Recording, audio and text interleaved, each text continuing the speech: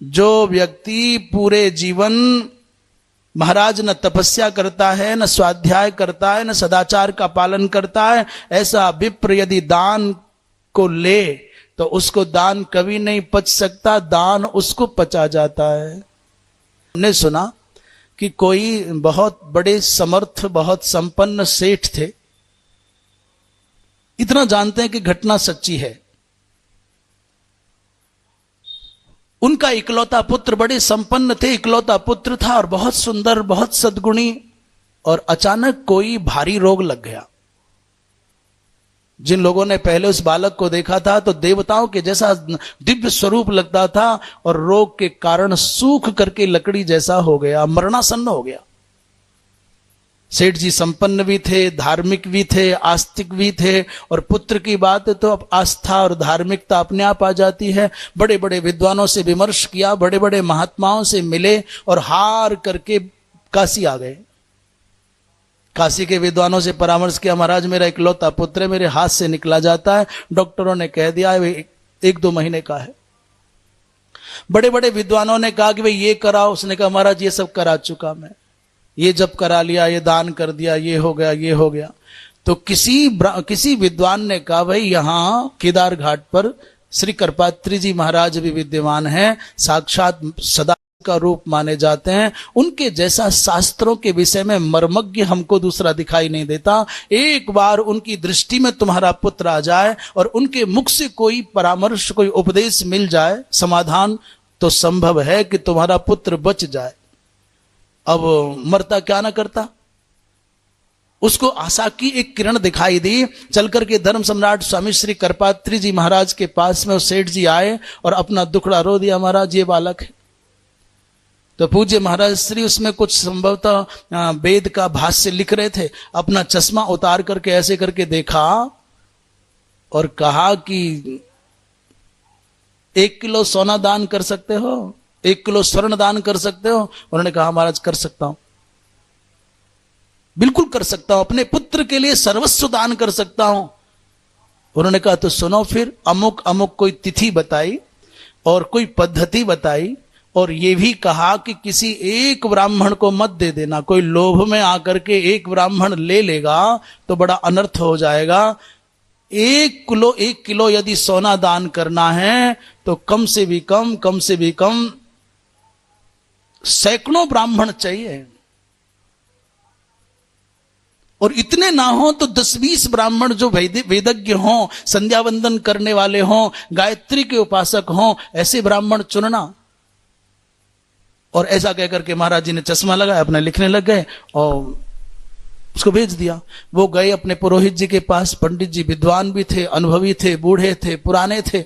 उन्होंने कहा कि ऐसे ऐसे अमुक अमुक महाराज जी ने 1 किलो स्वर्ण दान का आदेश दिया है, महाराज बताओ कैसे करें? तो पंडित जी ने कहा अरे भाई सेठ तो तेरा जीवन तो लग गया पार, अब तेरे बालक को कुछ नहीं होगा। तो महाराज कैसे? उन्होंने कहा वेदज्ञ ब्राह्मण बोले उसकी चिंता मत कर, मैं कर लूंगा। पंडित जी महाराज के मन में 1 किलो सोना सुनने के साथ ही लोभ आ गया। उन्होंने कहा मैं कर लूंगा, चिंता मत करना।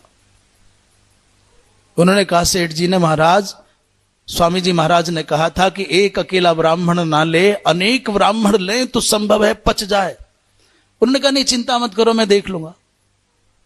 और आश्चर्य की बात है कि सेठ ने बार बार मना किया पर श्रीमान पंडित जी नहीं माने। उन्होंने 1 किलो सोना संकल्प करके ले लिया। और सुनने में ऐसा आता है, जिन महानुभाव के मुख से, जिन प्रामाणिक आचार्य के मुख से हमने सुनी, उन्होंने कहा कि जैसे ही इधर स्वर्ण दान हुआ वैसे ही ब्राह्मण देवता जिन्होंने सोना लिया उनके मुख कमल पर उनके मुख पर मलिनता छा गई, कालिमा छा गई, तेजस्विता नष्ट हो गई। और उधर वो जो मरणासन्न सेठ का पुत्र था उसके चेहरे पर धीरे से हल्की सी आंखें खुली, जैसे जैसे ये डूबते जाएं वैसे वह उभरता जाए।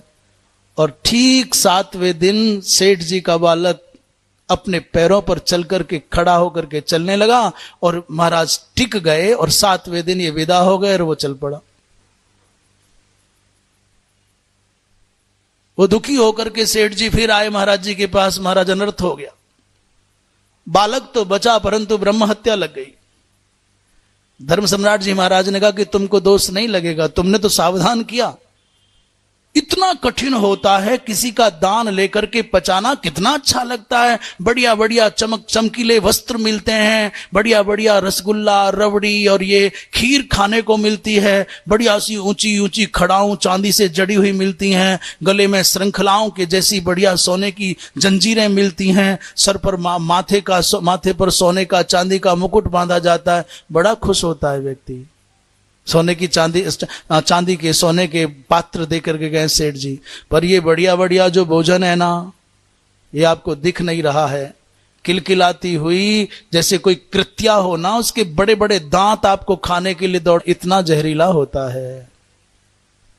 जैसे कृत्याओं से, जैसे प्रेत पिशाचों से बचने के लिए पुण्य की आवश्यकता है, आराधना की आवश्यकता है, वैसे ही इन ये दान के अन्न से, वस्त्र से, पदार्थों से, धन से बचने के लिए महाराज आपके साधन की आवश्यकता है, आपके भजन की आवश्यकता है। अन्यथा कौन माई का लाल है जो दान का अन्न खाए और बिना साधना के, बिना सेवा के, बिना श्रम के उसको पचा जाए? कौन है?